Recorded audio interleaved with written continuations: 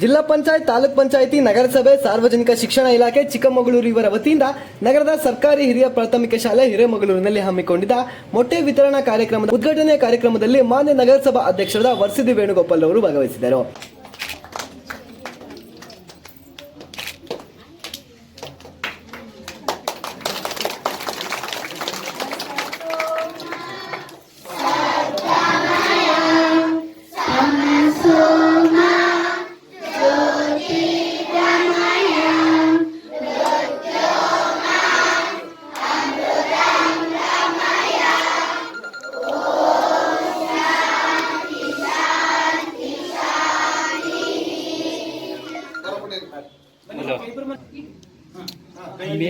Coffee break meeting ಇದೆ ಅಂತೆ.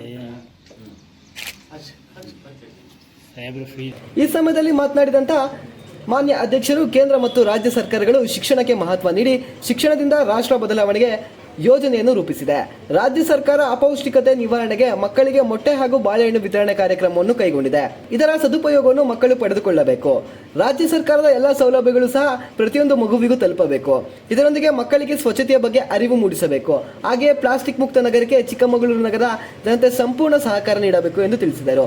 ನಂತರ ಶಾಲೆಯ ಕೆಲವು ಕುಂದುಕೊರತೆಗಳ ಬಗ್ಗೆ ವಿಚಾರಿಸಿ ಅವುಗಳನ್ನು ತಕ್ಷಣ ಪರಿಹರಿಸಲು ಕ್ರಮ ಕೈಗೊಳ್ಳುವುದಾಗಿ ತಿಳಿಸಿದರು. ಈ ಸಮಯದಲ್ಲಿ ಎಸ್ಡಿಎಂಸಿ ಉಪಾಧ್ಯಕ್ಷರಾದ ಜಯಲಕ್ಷ್ಮಿ, ಸಫಾಯಿ ಕರ್ಮಚಾರಿಗಳ ನಿಗಮದ ಅಧ್ಯಕ್ಷರಾದ ವೆಂಕಟೇಶ್, ಸಂಘಟನಾ ಕಾರ್ಯದರ್ಶಿಗಳಾದ ಶ್ರೀ ಸೀತಾರಾಮ್ ಬರಣ್ಯ, ಶಾಲಾ ಮುಖ್ಯೋಪಾಧ್ಯಾಯರಾದ ಅಶೋಕ್, ಕೇಶವ್, ಸಂಜಯ್, ರೇವಣ್ಣ, ಶಿವಕುಮಾರ್ ಹಾಗೂ ಶಾಲೆಯ ಶಿಕ್ಷಕ ವೃಂದದವರು ಹಾಗೂ ಪೋಷಕರು ಮತ್ತು ಸಾರ್ವಜನಿಕರು ಈ ಕಾರ್ಯಕ್ರಮದಲ್ಲಿ ಉಪಸ್ಥಿತರಿದ್ದರು.